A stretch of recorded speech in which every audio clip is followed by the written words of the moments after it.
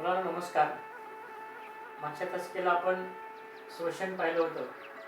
त्याच्यामध्ये आपसी शोषण शेवटचं वाक्य म्हणलं होतं मी की आपसी शोषणच्या 3 टप्पे कशा प्रकारचे आहेत. तर मुलांनो या ठिकाणी आपसी शोषण हे 3 टप्प्यामध्ये होते. पहिल्या टप्प्यामध्ये ग्लुकोजचे विघटन, दुसऱ्या टप्प्यात ट्रायकार्बोक्सिलिक आम्ल चक्र, तिसरा टप्पा इलेक्ट्रॉन वहन साखळी अभिक्रिया. अशा प्रकारचे आपसी शोषणाचे मुलांनो 3 टप्पे असतात असं मागच्या तासिकेला मी बोललो. त्याच्यामध्ये आता पहिला टप्पा पाहू आपण, ग्लुकोजचे विघटन. आता ग्लुकोजचे विघटन मुलांनो कुठे होते? पेशीतील पेशीद्रव्यामध्ये ग्लुकोजचे विघटन होते आणि पेशीद्रव्यामध्ये एका ग्लुकोज रेणूपासून पायरुव्हिक आम्ल, ATP, NADH2, पाणी या सर्वांचे प्रत्येकी 2-2 रेणू तयार होत असतात आणि याच्यानंतर पायरुव्हिक आम्लापासून ॲसिटिल कोएन्झाइम A आणि त्याच्याबरोबर कार्बन डायऑक्साईडचे 2 रेणू, NADH2 याचे 2 रेणू, अशा प्रकारे पायरुव्हिक आम्लापासून हे 3 प्रकारचे पदार्थ तयार होतात. मुलांनो ही झाली आपसी शोषणाची फर्स्ट स्टेप. ही कुठे होते? पेशीतील पेशीद्रव्यामध्ये ही प्रोसेस चालते.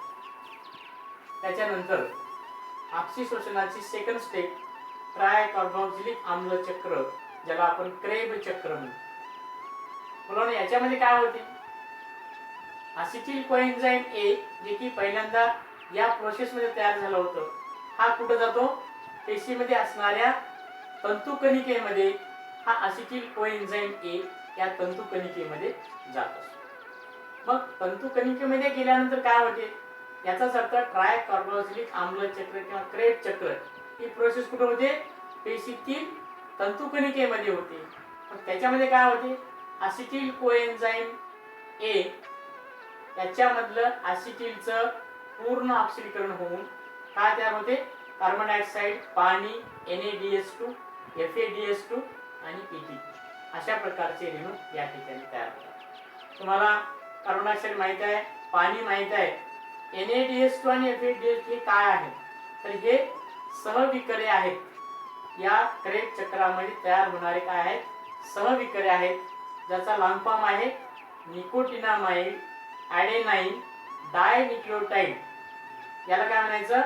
FADH2 ला फ्लॅविन ॲडेनाइन डायन्यूक्लियोटाइड.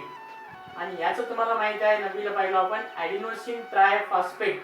अशा प्रकारचं लॉंग फॉर्म या ठिकाणी NADH2, FADH2 आणि ATPचं तुम्हाला मी सांगितलं. म्हणजे क्रेब चक्रामध्ये नेमकं काय होते? ॲसिटिल क्रेब चक्र हे तंतुकणिकेमध्ये होते.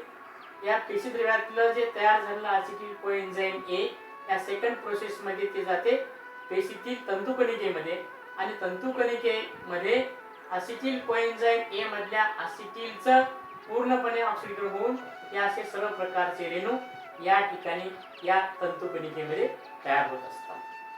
त्याच्यानंतर तिसरी जी स्टेप आहे मुलांनो, इलेक्ट्रॉन वहन साखळी अभिक्रिया. आता इलेक्ट्रॉन वहन साखळी अभिक्रिया म्हणजे काय? म्हणजे आपसी शोषणाची मुलांनो तिसरी स्टेप आहे. तर ही स्टेप याच्यामध्ये निर्माण झालेले NADH2 आणि FADH2 हे तंतुकणिकेमध्येच असतात. ही प्रोसेस सुद्धा तंतुकणिकेमध्ये चालते, हे तुम्ही लक्षात ठेवा. आणि ही प्रोसेस तंतुकणिकेमध्ये चालल्यानंतर काय होते? याच्यामध्ये तयार झालेले NADH2 आणि FADH2, NADH2 पासून ATPचे 3 रेणू तयार होतात. FADH2 पासून ATPचे 2 रेणू तयार होत असतात. मुलांनो ही प्रोसेस होत असताना काय होते? NADH2 चं पूर्ण ऑक्सिडीकरण होऊन 3 ATP तयार होतात. म्हणजेच काय? याच्यातील हायड्रोजन निघून जाऊन इलेक्ट्रॉनचं ट्रान्सफर होते आणि 3 ATP तयार होतात. तसंच याच्यामध्ये FADH2 चं पूर्ण ऑक्सिडीकरण होते. म्हणजे काय? हायड्रोजन निघून जातात इलेक्ट्रॉन सहित आणि इलेक्ट्रॉन रिलीज झाल्यामुळे काय होते? ऊर्जायुक्त ATPचे 2 रेणू या ठिकाणी तयार होतात.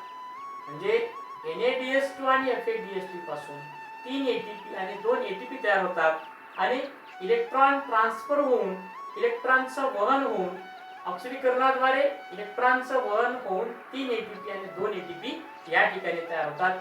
तर अशा प्रकारचे मुलांनो ह्या दोन प्रोसेस तंतुकणिकेमध्ये, ही पहिली प्रोसेस पेशीतील पेशीद्रव्यामध्ये, अशा प्रकारच्या प्रोसेस या ठिकाणी आहे.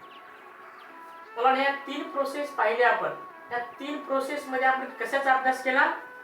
कर्बोदकाच्या ऑक्सिडीकरणाचा अभ्यास केला. तुम्हाला मी त्या दिवशी लास्ट एक लाईन लिहून ठेवली होती, कर्बोदकाचं ऑक्सिडीकरण, कर्बोदक बाण दाखवला होता आणि शेवटी एटीपी लिहिलं होतं आणि ऊर्जा लिहिलं. म्हणजे कर्बोदकाचं या तिन्ही प्रोसेसद्वारे पूर्णपणे काय होते? ऑक्सिडीकरण होते. आणि ऑक्सिडीकरण झाल्याने काय होते? आपल्याला ऊर्जा मिळते आणि त्या ऊर्जेचा वापर तुम्हाला त्या पिरियडला म्हणलं होतं मी, अनेक प्रकारच्या जीवन प्रक्रियेसाठी या मिळालेल्या ऊर्जेचा वापर आपण करत असतो, हेही तुम्हाला मागे बोललो. आता या तिन्ही प्रोसेसच्या मुलांनो शार्ट मध्ये या ठिकाणी मी तक्ता काढलेला आहे. बोर्डाच्या परीक्षेमध्ये हा तक्ता नेहमी आलेला आहे. 1, 2, 3 रिकाम्या जागा सोडतात. एका रिकाम्या जागेला 1 मार्क असतो. तर हा तक्ता तुम्हाला पूर्णपणे लक्षात ठेवायचा आहे. आणि कसं लक्षात ठेवायचं आहे? ह्या 3 प्रोसेस तुम्हाला जर समजल्या असतील तर हा तक्ता तुम्हाला क्लिअर समजतो. कसं? पहिली स्टेप कर्बोदकाचं ऑक्सिडीकरण. याच्यामध्ये काय होते? पहिली स्टेप ग्लुकोजचे विघटन, पुन्हा पायरुव्हिक आम्ल, मग पुन्हा काय त्या झालं? असिटिल कोएन्झाइम ए, असिटिल कोएन्झाइम ए, पुन्हा नेक्स्ट स्टेप क्रेब चक्र, पुन्हा त्याच्यानंतर कार्बन डायऑक्साइड, पाणी आणि ऊर्जा, ही तिसरी स्टेप. लक्षात? दुसरी स्टेप, तिसरी स्टेप, इथवर पहिली स्टेप. हे झालं कर्बोदकाचं ऑक्सिडीकरण इथून ते इथपर्यंत.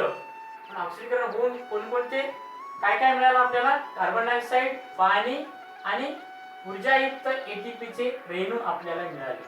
आणि हीच ऊर्जा आपण मुलांनो अनेक प्रकारच्या आपल्या शरीरामध्ये पचन संस्था, श्वसन संस्था, उत्सर्जन संस्था, अशा अनेक प्रकारच्या जीवन प्रक्रियेसाठी या एटीपी ऊर्जायुक्त रेणूचा आपण वापर करत असतो. मुलांनो काही वेळेस उपासमार किंवा उपोषण आपल्या शरीराचं होत असेल, तशा वेळेस आपल्या शरीरामध्ये कर्बोदके कमी असतात. त्या कर्बोदके नसल्यावर आपलं शरीर काय करते? स्निग्ध पदार्थ आणि प्रथिने, आपल्या शरीरामध्ये असणाऱ्या स्निग्ध पदार्थ आणि प्रथिने याचा वापर करतात. मग याच्यामध्ये सुद्धा काय होते? मग स्निग्ध पदार्थाचं ऑक्सिडीकरण होऊन ऊर्जा मिळते, पुन्हा प्रथिनाचं ऑक्सिडीकरण होऊन ऊर्जा मिळते. कसं? पहिल्यांदा काय होते? स्निग्ध पदार्थाचे रूपांतर मेदाम्लामध्ये होते, मेदाम्लाचं रूपांतर असिटिल कोएन्झाइम ए मध्ये होते, पुन्हा क्रेब चक्र, जे की असिटिल पासून अशा प्रकारचे NADH एपिडीएच रेणू तयार होत असतात या प्रोसेस मध्ये, क्रेब चक्रामध्ये. आणि इलेक्ट्रॉन वहन साखळी अभिक्रियामध्ये तिसरी स्टेप आहे CO2 H2O ऊर्जा युक्त एटीपी. हे झालं स्निग्ध पदार्थापासून ऊर्जा आपण मिळवतो. किंवा आपल्या शरीरामध्ये उपोषण किंवा उपासमार होत असेल तर. मग प्रथिनेचा कसा वापर करतो आपण?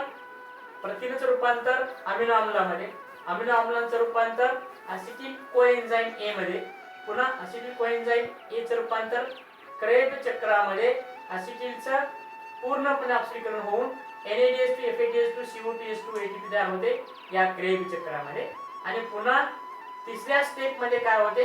या NADH2 आणि FADH2 जे निर्माण झालेले आहेत सहविकरे त्या तंतुकणिकेमध्ये, त्याचं रूपांतर ATP मध्ये होते, म्हणजे थर्ड स्टेप मध्ये. म्हणजे प्रथिनापासून ऑक्सिडीकरण होऊन आपल्याला ऊर्जा मिळते, स्निग्ध पदार्थाचं ऑक्सिडीकरण होऊन आपल्याला ऊर्जा मिळते, कर्बोदकाचं ऑक्सिडीकरण होऊन आपल्याला ऊर्जा मिळते.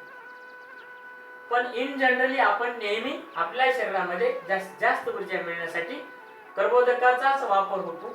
पण मी स्निग्ध पदार्थ आणि प्रथिने शरीर केव्हा वापरतो असं म्हटलं मी, की जेव्हा आपल्या शरीराचं उपासमार होत असेल, उपोषण होत असेल, त्या केस मध्ये आपलं शरीर स्निग्ध पदार्थ आणि प्रथिनांचा वापर करून ऊर्जा या 3 स्टेपनं निर्माण करत असते.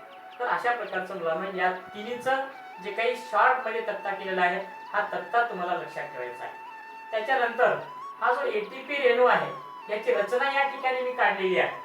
याचे 3 भाग असतात. हा एक भाग ॲडेनाईनचा जो की नत्रयुक्त पदार्थ आहे, दुसरा भाग रायबोजचा जो की शर्करायुक्त पदार्थ आहे, तिसरा भाग हा फॉस्फेट बंधाचा आहे. 3 फॉस्फेट रेणू एकेरी बंधाने जोडलेले आहेत आणि हा बंध हे जे फॉस्फेट किंवा फॉस्फरस मध्ये जे काही बंध आहेत त्याच्यामध्ये जास्तीत जास्त ऊर्जेचे फॉस्फेट बंध याच्यामध्ये आहे. म्हणून या एटीपी रेणूला आपण काय म्हणतो, ऊर्जायुक्त रेणू असं या ठिकाणी आपण. तर मुलांनो, हे तुम्हाला आता ही प्रोसेस समजली असेल, तर बाकीचं आपण नंतर पाहू.